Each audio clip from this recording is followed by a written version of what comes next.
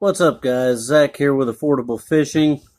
Welcome to another episode. Got a few more rods to go through, just like I promised.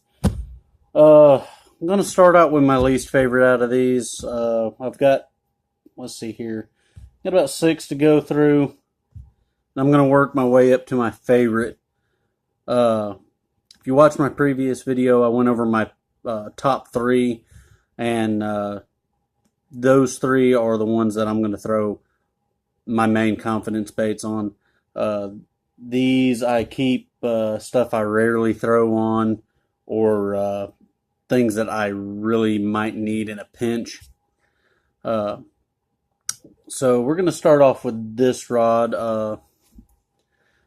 This is an Abu Garcia, and it is a Vendetta. It's a 7.6 medium heavy. I originally bought this for throwing heavier baits and didn't really like it after I got it, honestly. It's not a bad rod to throw deep diving crankbaits on, but that's about the only useful thing it has going for it. You can actually feel the bait pretty good run through the water, but it seems like when a fish hits it, it's got a real spongy action to it. I mean, it doesn't have that backbone to it where it feels like you're really putting some oomph behind it. I tried throwing some swim baits on it. That didn't work. It wasn't strong enough to hold up to that. It actually casts pretty nice. I've got one of the Okuma Stratus V's on it, and you already know that I really like those reels. As you can see, I've got a small swim bait on there. Probably going to change that over to a different rod. But that actually casts pretty good on this rod. I'm just not a fan of it. It's a 2-piece rod. It cost about $70. I didn't think it was worth the money. So that's really a no on that one for what I would suggest for beginners or anybody that's trying to buy a budget arsenal. So we'll put it aside.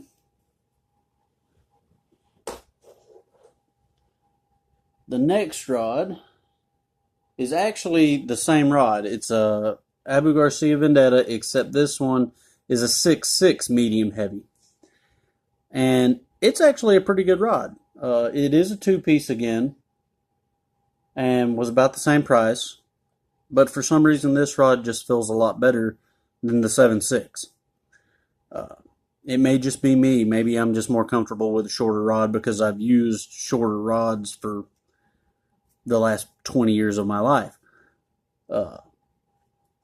But this one, I can throw a lot more baits on it. You can see I've got a number 7 silver and gray Shad Rap on there, paired with the Okuma Stratus V. I throw mono on it because I like throwing moving baits, my square bills, any kind of shallower crankbaits. I don't throw anything super heavy or deep diving on this. Works really well for crankbaits though. So in the 6.6 medium heavy, it might be worth the $70. I'm still not a huge fan. Just because it's a 2-piece rod, you're a lot better off going with 1-piece rods.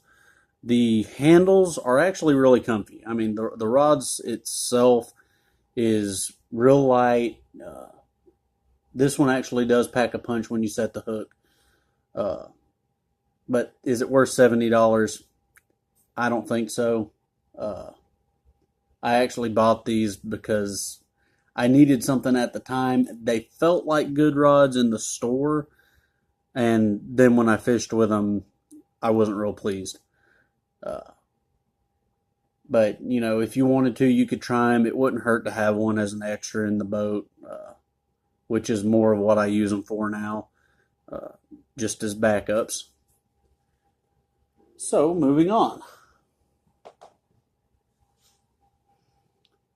All right. Now this rod I've had for a while, and I actually share this with my dad.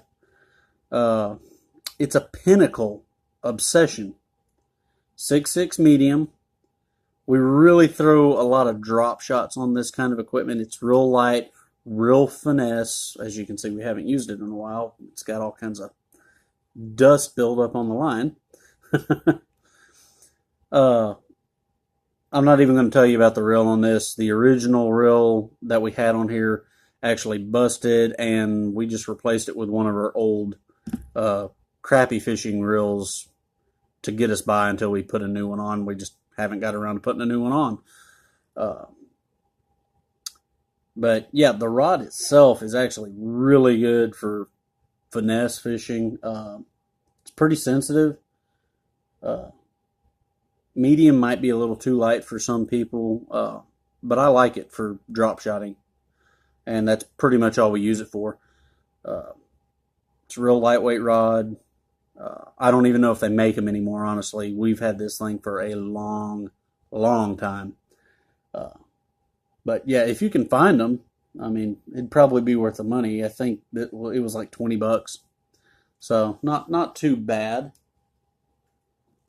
So we're moving up in the world. All right. Now, here comes some fun stuff right here. This is an Ugly Stik GX2. Reel came with the rod. The best part about this rod is not the fact that it's an Ugly Stik. The best part about this is I got it in a pawn shop and it was nearly brand new. So that's one piece of advice I can give you. Keep an eye on your local pawn shops. Look for decent equipment there. You can save a lot of money. I'm actually going to go later today, and I've got 2 saltwater rods that are both pins. I got both of them for $60 total. They come in a combo with a reel. They didn't have the reel, so somebody pawned them off and just took the reel off. Why, I don't know. But the rods still had the Bass Pro Shop tag on them. They're brand new rods, and I got them for $40 or $50 less than what I would have buying them from the store. So that's a really good piece of advice I can give you. Now this thing, I'm not really a big fan of this, just because it's a little too flimsy for my taste. Now my father loves this rod, and he uses it predominantly, and he throws a wacky rig on it. He pitches under docks with it. And I've seen him catch a lot of good fish on this thing. So I'm going to give this a yes on getting people to buy this, because 1, you can't break these things, and 2, I've seen it work. So me and my father, we're not professional fishermen at all, but if we're catching fish on wacky rigs with this thing, anybody can do it. It also works good for throwing crankbaits. I wish it had a little more backbone to it. The saltwater Ugly Stiks are really nice rods, but we'll get into saltwater equipment here in a week or two.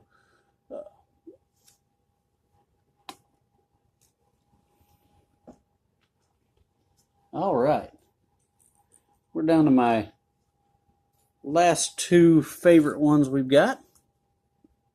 All right. Here's an H2O Express rod.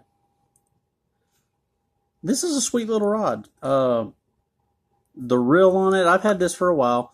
This reel is actually a Bass Pro Shops reel. It's the Tournament Special. The original reel came with the rod for $50, and it lasted 3 or 4 years, and we put it through the mill. It did good. What ended up happening was the handle actually broke on the reel. But it did work for a long time. So it was definitely worth $50. You can see I've got a small crankbait tied on. I actually like this throwing a shaky head more than anything. It's actually a really sensitive rod.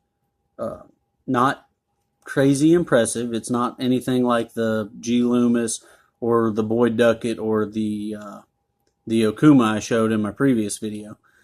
But for a budget rod and to get somebody started and to learn how to finesse fish, this rod is well worth the money. I fell in love with this thing the first time I worm fished with it. It handles perfectly. It's lightweight. Typically get really good hook sets with it. So I have no complaints about it at all. Well worth $50, especially if you just want to have an extra rod in the boat in case your other finesse rig were to break, or you get spooled by something crazy. Anything could happen and you might need it. So it's always good to have one or two extra rods. And last but not least, we've got a big boy rod here. This is the Penn Fierce 2. I got this to throw swim baits on. Now, some people are going to say, why are you throwing a Penn in freshwater? Because Penn makes good stuff. And this is a beef stick. I mean, it has some oomph to it. I've got 40-pound braid on here, and it has no problem throwing a 10-inch swim bait at all. I can hurl it a mile with this thing, and it's really, really sensitive. I mean, you can feel every swish of a big paddle tail bait. I mean, you can feel every thump that it puts out. So definitely a yes for this, and plus you can use it for saltwater fishing too. We're actually taking a trip later this year, and I'm going to be letting my wife use this for throwing live shrimp or live bait for redfish or snapper. And we'll see how it holds up to that. I'll give a more thorough review once we take that trip, see how it holds up to it. But yeah, I love it for freshwater anyway, for throwing my swim baits on. No problem. It handles big fish with ease, no issues. Of course, with 40-pound braid, you can pull up a train. So yeah, that's it for today's video. Stay tuned for my next video, and I'll be pulling the boat out, giving you a walkthrough, a little bit of a review on it. There's some things I don't like about it, but for the most part, I love my boat. There's just a few things I wish Tracker would fix, and eventually they probably will on future generations of boats. But yeah, I'm going to be covering that, and then I'll probably pull my tackle box out for a video, go through it, show you my must-have baits for fishing certain lakes. We'll go over matching the hatch. If you're fishing Lanier, I'll show you what I use and have confidence in. And just so you know, I'm not sponsored by anybody. All of these things are my own opinions. As you can tell, I have an assortment of different brands, so I'm not really biased on anything. I'm willing to try brands. So if you have something you want me to check out, I'll see what I can do and give an update on those rods, reels, any kind of new equipment I get, I'll do reviews on. And hopefully we'll have some good discussions. So we'll see you soon, and have a good day.